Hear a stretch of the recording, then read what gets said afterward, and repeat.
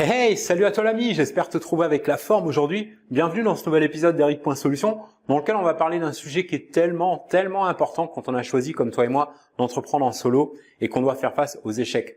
Plus concrètement, on va voir exactement comment surmonter rapidement et efficacement un échec dans son business et se remettre sur les rails en quelques minutes pour reprendre avec plein d'énergie la route du succès. Ça te dit d'en savoir plus? Alors surtout, lâche pas la suite.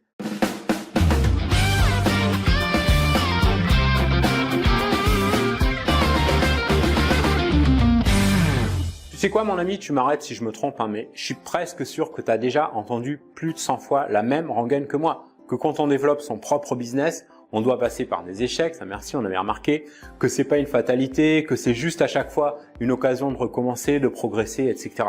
Mais tout ça est bien joli, mais ce qu'on dit pas toujours, c'est comment faire exactement pour gérer un échec quand il se présente, comment y faire face et surtout, comment le surmonter efficacement, rapidement pour pouvoir passer à la vitesse supérieure. Et c'est exactement ce qu'on va voir dans cette vidéo.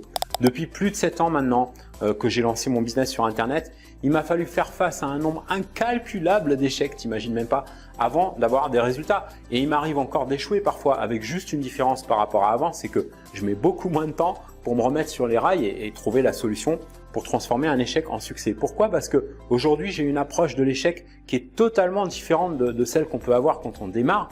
Et si toi-même tu démarres ou que tu galères depuis longtemps pour obtenir les résultats que tu veux dans ton business, alors sois bien attentif ou attentive à la suite, parce qu'ici je vais te donner un process simple mais super efficace pour surmonter rapidement un échec et que j'aurais aimé connaître plus tôt, crois-moi, tellement ça m'aurait fait gagner du temps.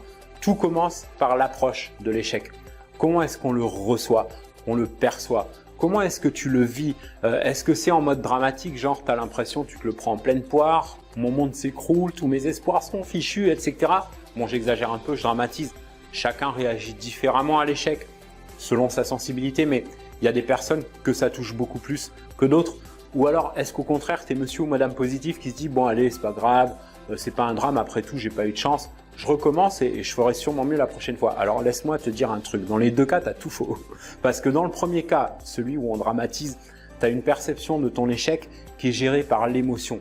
Or, pour gérer un échec efficacement, il va falloir faire appel à 100% à la partie du cerveau qui réfléchit et surtout pas à celle qui réagit. Dans le deuxième cas, celui où on croit à la chance ou à la malchance, c'est de la pure superstition et là, on est à la limite du déni. On rejette la nature de l'échec, presque comme si on voulait pas l'avoir. On met, tu sais, c'est comme mettre la poussière sous le tapis en quelque sorte. On se cherche des excuses et en général, on en trouve.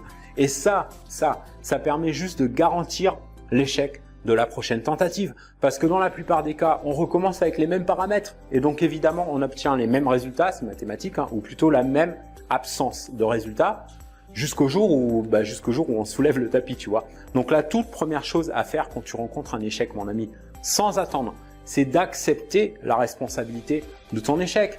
Non pas pour culpabiliser, il ne s'agit pas du tout de ça, mais pour prendre le contrôle de cet échec sans même lui laisser le temps de te décourager, de ralentir ta progression ou pire, de la freiner, de la stopper. Et ce qui est magique, une fois que tu admets la responsabilité de ton échec, c'est que tu vas pouvoir l'analyser avec beaucoup plus de légèreté. Alors pas une analyse super complexe, juste respirer un bon coup et prendre 15, 20 ou même 30 minutes pendant lesquelles on focalise uniquement sur une analyse froide de son échec. Ça veut dire se demander ce qui n'a pas fonctionné, ce qui a pu manquer, quelle approche pourrait faire une différence, etc. Bref, revoir sa stratégie, mais surtout pas en culpabilisant, parce que ce qui peut arriver aussi après un échec, c'est de se remettre soi-même en question.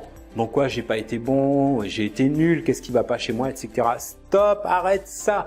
Si c'est ce que tu fais, arrête ça maintenant. C'est de l'auto-sabotage. Il n'y a rien qui va pas chez toi. Il n'y a rien à changer chez toi. Tu es parfait ou parfaite avec tes imperfections et tu n'as aucune raison de perdre confiance en toi. Au contraire, parce que tu vois, si tu échoues, ça veut juste dire que tu as déjà fait ce que 90% des gens qui veulent se lancer ne font même pas. Autrement dit, se mettre en action.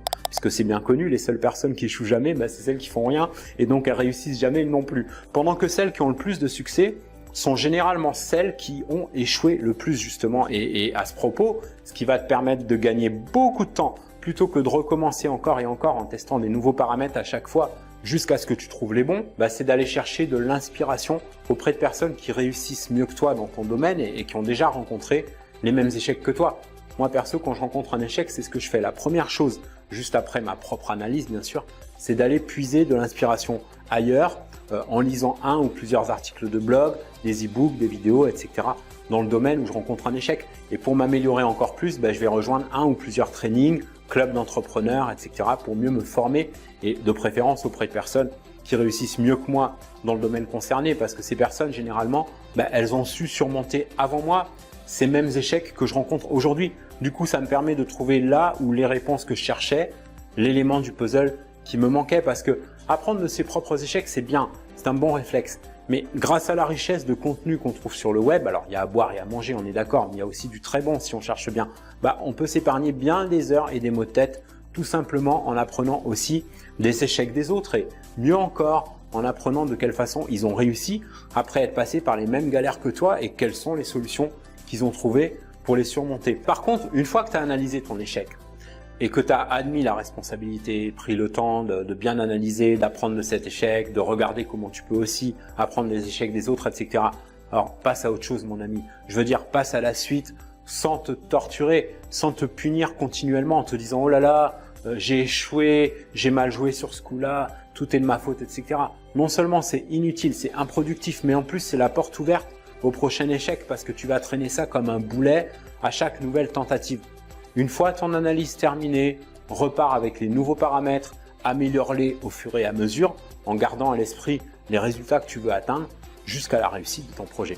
Voilà, c'est tout pour aujourd'hui. Merci pour avoir regardé cet épisode. Je te mets tous les liens dont tu as besoin en description. Si l'épisode t'a plu, n'hésite pas à me mettre un beau pouce tout bleu, à t'exprimer en commentaire aussi. Et si cette vidéo a pu t'inspirer, la partager avec un max de tes amis et collègues entrepreneurs qui cherchent des solutions pour mieux progresser dans leur business. Je te kiffe. Si tu kiffes cette chaîne, pense à t'abonner si ce n'est pas encore fait. On se retrouve dans le prochain épisode. En attendant, prends soin de toi et fais une différence dans ton business et dans ta vie aujourd'hui.